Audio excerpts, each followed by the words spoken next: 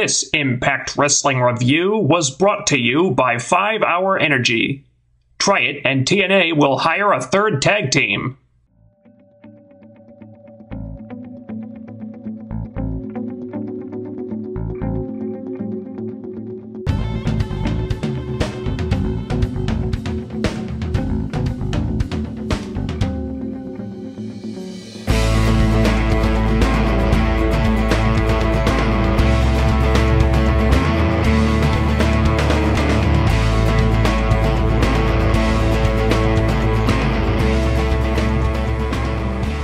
Okay, a lot of people have been asking me about bringing back live stream videos, and I've finally had some things I was itching to talk about, so now you're gonna get them.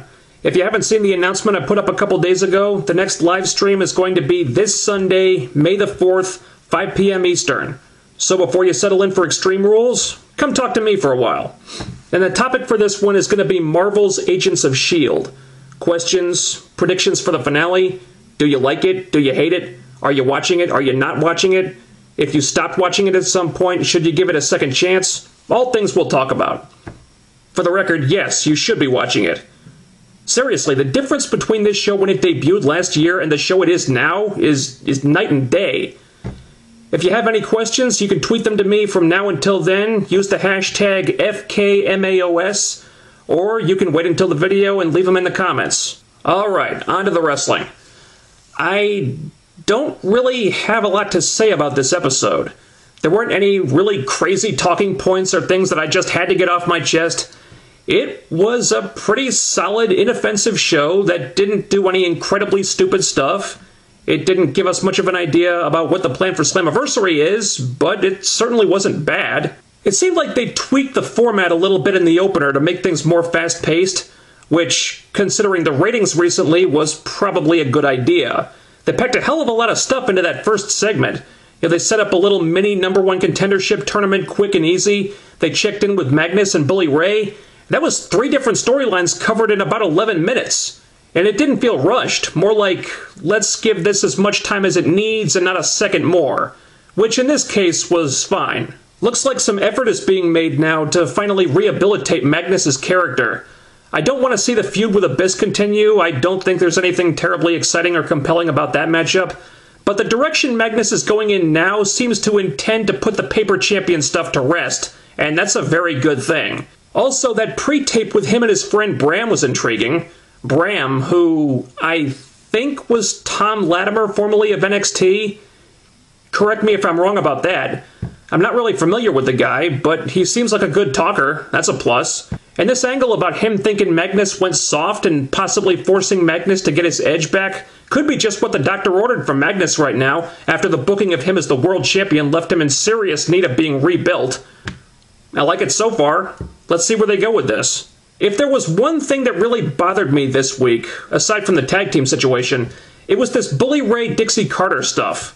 Bully Ray is getting this over, you can't deny that. But I'm really skeptical about how good the payoff is going to be. They're teasing that Dixie Carter will at some point be getting put through a table so heavily that if it doesn't actually happen, this whole thing will feel like a huge waste of time. And this goes back to the gun on the wall principle, meaning that if you introduce a gun, sooner or later somebody's got to get shot with that gun. And if you're teasing something like this so much, any writer worth a damn knows that at some point you have to pay that off to give the audience closure, but do you think Dixie Carter is going to get put through a table? Do you really? I guess it's possible, but I doubt it. And I keep thinking back to Bully's feud with Anderson, where he kept teasing and teasing that someone or something was going to get lit on fire, and that never actually happened. So it's anyone's guess at this point. If there is a table spot in Dixie's future, that's one thing. But if not, then I really wish they weren't doing this angle, period.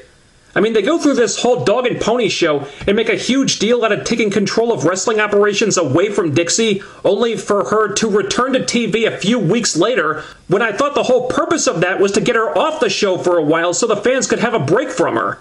And to be fair, I did like that they actually addressed that here. MVP controls wrestling operations, so he's within his power to throw Dixie off the show if he wants to, and he does. I don't know why he didn't do that a few weeks ago, but at least they didn't forget about this. Although, it really didn't make any sense that MVP would stop Bully Ray from putting Dixie through a table. Why? Why stop that from happening?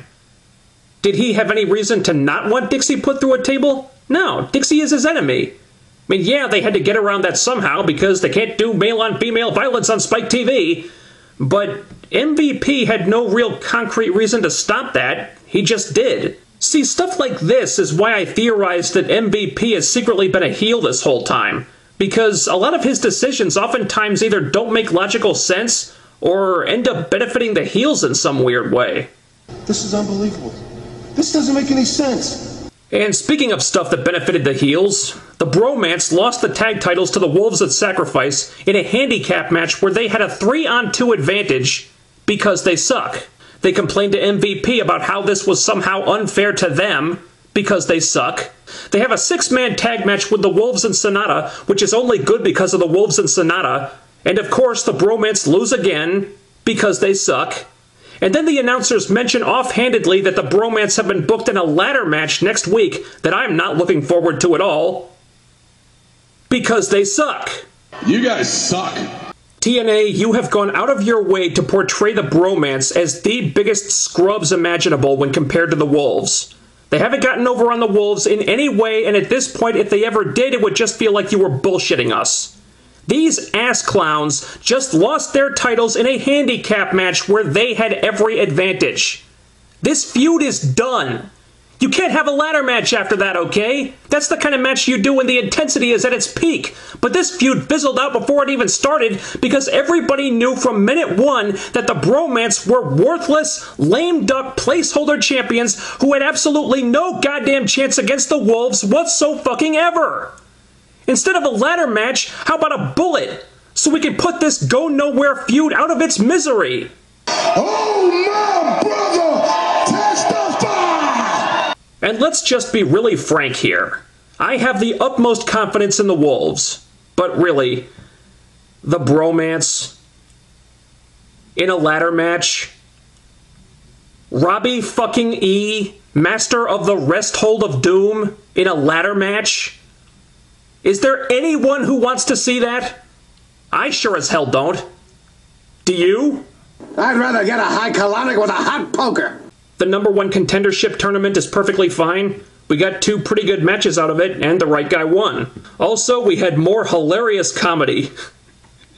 With EC3 sparring with Rockstar Spud. Because if you're training to face Kurt Angle in 7 days, then damn it, you need to train with the biggest badass you can find. Oh god, these two crack me up.